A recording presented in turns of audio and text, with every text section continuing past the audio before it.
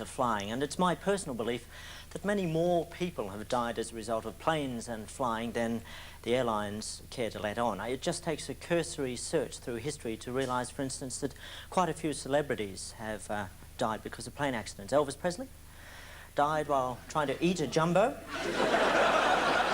Marilyn Monroe was another, found naked in her apartment. As you know, what you probably don't know is she fell from a plane. It was pure coincidence she ended up in her own apartment. Authorities are still puzzled as to why she was naked. Brian Jones, former Rolling Stone Brian Jones, found dead floating face down in his own swimming pool. Well, Brian actually lived quite close to Heathrow Airport, and police have now ascertained that it was a plane making a particularly low approach to the airport startled Brian, and he fell into his pool and drowned. Jimi Hendrix, we all know he drowned in his own vomit after tripping. But do you know that the trip was a flight between New York and London, which hit an air pocket, thrusting Jimmy's face into an already used vomit bag? We are all, of course, aware of the tragic plane crash that took the lives of the Big Bopper, Eddie Cochran, Richie Valens, the Little Bopper, the Medium-Sized Bopper, and Eddie Charlton. But are you aware that Bob Dylan was also in that plane? Just he hasn't worked out yet that he's dead. And our own Harold Holt, Harry the Fish, as he was known, he indeed did die because of his fear of flying. Yes, he drowned, that is quite true, but simply because he was attempting to swim to England rather than fly there. So acute was his fear of flying that he completely forgot that he couldn't swim. Tragic but true. And look very, very carefully at this photo. Is it possible that JFK was actually killed by a miniaturized Russian MiG fighter? No, of course it's not. It's a stupid idea and you should be very embarrassed for thinking of it. But enough of the past, let's look to the future. One man who knows something about flying in the future is our next guest, aviation journalist Jim Beatson. Jim, thank you for coming on the show. Hi. And Jim is particularly concerned with fly-by-wire. Can you explain what fly-by-wire means? Yeah, what we're talking about is all of the control systems of the aircraft and the instruments all going into a computer. Essentially what the pilot does is the pilot tells the computer what to do and the computer then tells the aircraft what to do. Right. Now, the problem here seems to be the computer. What's wrong with computers? Well, what we have to do is assume that the people that write the software for this aircraft and other fly-by-wire aircraft have anticipated every single problem that can confront an aircraft in its, say, 20-year lifetime. But those problems must be enormous. Well, that's right. They are absolutely gigantic, and an associated problem is that there is no known mathematical proof for discovering whether or not software does have problems in it. It's not a pure science, it's an inexact science at the moment. There was a Boeing 767 which has a computerised engine management system flown by United a few years ago. The engine was running at optimum efficiency, which is a good thing. It was using as little fuel as possible and thereby reducing the cost of the ticket that we buy, etc. But it slowed down to the point where the engine started to ice up, the engine then overheated, and the engine then automatically switched itself off because it had overheated. Now, there were two engines and they running software, identical software, very similar engines. They did exactly the same thing, so they both turned themselves off. And that particular aircraft went into a 4.5-minute powerless glide. Could the pilot turn them back on? No, no. The computer did precisely what the software engineer had asked it to do. The problem is, will the software engineer anticipate every single problem that can confront an aircraft in its life? Why? Why have they taken on these crafts? I mean, what's the advantages of them? The computer offers the advantage of optimising trim so that it flies at its most economic form. In certain very dangerous flying environments like wind shear or microburst, a sudden tremendous downforce of air, the advantage that it offers is that the aircraft has, in its programs, design thresholds built in, so that if a pilot, for instance, upon encountering wind shear, pulls the stick back past the point at which the wings would break off, then the computer will not allow that to happen. Of course, the problem there becomes there might be some flying environments, like if the aircraft is in a dive, where you might prefer to risk breaking the wings by pulling the stick back severely. Yes, I personally can't imagine that situation, but I'll take your word for that.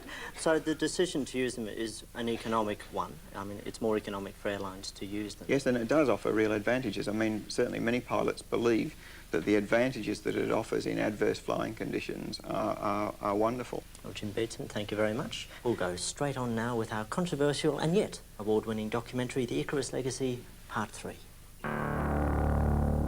The deeper we dug into the question of air safety, the more we found cause for concern. For instance, just how much do pilots know about flying? Well, to be honest with you, I have no idea. I mean, remembering what all those lights mean is beyond anybody. It's certainly beyond me. I just do it for the uniform and the travel. Well, Charlie, do you understand any of the standard... Charlie, do you understand any of the standard aviation terms, for example, ETA? ETA. Peanut butter. Takeoff? What you do with the uniform when you get to the hotel. Good. Joystick. If we really can't fly, why do we persist in trying to pretend otherwise? George Dodd thinks the answer lies deep in our past. Well, it's always been man's dream to fly, and who can blame him? It's the ultimate power trip, the one chance to be above everyone else and crap all over them. But Andrew, it's never worked. Even the ancient Romans, who are obsessed with flight, often died attempting to fly on what were essentially wooden hang gliders, but these machines would just plummet to the earth time first. The ancient Druids were fascinated with flight, so much so that they built this early airline terminal in the hope that it would attract aircraft. But of course all it attracted was people who thought they were aircraft. Okay, fair enough. But what about Da Vinci? He's the father of flight. Did many experiments would seem to prove that flight was possible. In fact, Da Vinci's experiments proved that flight wasn't possible. He launched many objects into the air and many animals, and of these objects and animals, only two things showed any promise. One was the bird, but he knew the bird could fly. The other was the cat, which at least 9 times out of 10 landed safely. And in fact, the idea of the cat gave him some inspiration for some future designs. But he quickly dismissed this idea as a bit of a joke and moved on to his life's work, devising the musical. Mankind has been prepared to pay an enormous cost, both financially and in human terms, to pursue this fantasy of flight, and it's still going on today. In what way? Well, for example, the stealth bomber. It's an absolute joke. The reason they call it the stealth bomber is because people look up into the sky expecting to see something travelling at 12,000 kilometres an hour, when in fact it travels along a road at 20 kilometres an hour. But I saw a news film of it recently flying. Sure, if you're going to believe everything you see on the news, let me tell you, they brought Steven Spielberg in to do that piece of film, and it had a huge special effects budget. And the biggest joke is that Spielberg got the merchandising rights. What? T-shirts? Oh yes, T-shirts, pogo sticks, stealth yo-yos, stealth popcorn. Well, it just sounds like there's no scruples. No scruples whatsoever. The cynicism in the aviation industry is breathtaking. For example, it took them years to bring in legislation governing the use of black boxes. Today, it's hard to imagine a time when we sent these fine young athletes up in planes to report on any malfunctions. And yet, the practice continued into the mid-60s.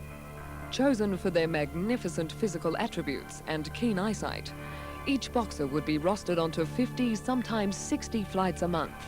In the event of a crash, civil aviation authorities would head straight for the black boxes to try and find out what had gone wrong. But the system was a total failure. Most boxers died on impact, and those that survived had no idea who'd hit them. Today, of course, planes have a new and sophisticated black box system, seen here being unveiled to the world in 1976 on the ABC television program The Inventors. Its designer was a lettuce assessor and tinkerer from Wangaratta, Victoria, George Warby. I think this is in fact the prototype, isn't it? Yes, well... And you have made some modifications, have you? The major problem was with the colour. Originally it started off as the pink box. Flight attendants loved it, but the pilots claimed it clashed with their uniforms. So then we tried the blue box, the green box, the puce box, even the jack-in-the-box. That was responsible for a few crashes in itself. And then one day we hit upon it, the black box. I mean, it was perfect. It goes with everything. And once we had the shape, personally I'd prefer a black rhombus, then it was all plain sailing.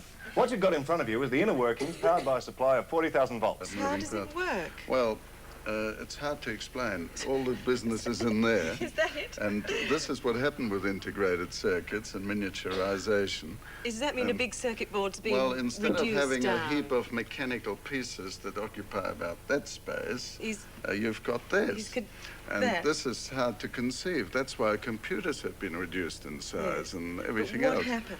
Look, I haven't got all night. Is somebody going to ask me a question or what? You say 40,000 volts. Does that mean at any time in my car, if I happen to have it, or my boat, I'm going to get an electric shock from this? If only. Look, it's a black box for planes. It goes in a plane, not a car, not a boat, a big metal bird. You know, aviation. Does anyone else have a question? You've moved the seat back a bit. Oh, for God's sake, yes, I have, as a matter of fact. I've moved it back slightly as a matter of comfort. Why? Have I ruined a lighting or something? What about putting it on a boat? Look, I've already explained it. It's for planes. Can't you get that through your thick, lacquered skull? For planes, not for cars, not for boats, not for anything else. Planes! What's the matter with you? Are you stupid? Anyway, let's check the scoring, if we can, with our Hewlett-Packard computer. First of all, Leo can ask for your score. I'm giving George 82 because it's a problem worth solving, and also it's obviously practical. He's marketing it. It's being solved. Right. Diana? I'm giving him 80. I think it's the best of its type. It won't do much for my kitchen or my cooking pots, but never mind. That's my mark for you, 18. And Vic, what's your score? I've got the same score. I don't know if I arrived at it the Oh, same you've been way. cheating. 80. And I think it's really a problem that is worth solving, and it's obviously well marketed at the moment. Well, George, that gives you a total score of 242, for which congratulations. You bastards! What sort of score is that? Despite narrowly losing the final, Warby was quickly able to secure sales for his black box to nearly all the world's airlines. What they won't tell you, however, is that the black boxes themselves are a cynical hoax. George, is there any special technology required for the black box to record an entire flight? Record? They don't record anything, they play back. But that's after they've recorded, right? No, they don't record at all. They're just playback units. So where does the recording come from? It's already on the tape. It's pre-recorded. Pre-recorded? Even the crashes? Especially the crashes. Takes up most of the studio time, actually. Of course, not every flight has a crash on it. It's the luck of the draw, really. Get on a flight with a pre-recorded crash and it's goodbye, Charlie. Well, how did they determine why a plane crashed? They don't. They determine which planes crash. Do the pilots know about this? What do you think? There's an old joke in the airline industry that even if Icarus hadn't crashed, his luggage would have ended up in the wrong place anyway. You may be pissing yourself laughing at that one now, but the joke mirrors a serious problem, i.e. that everything about flying is extremely dangerous, and the whole thing is a stupid idea. Until those lessons are learnt, mankind will continue to suffer from the Icarus legacy.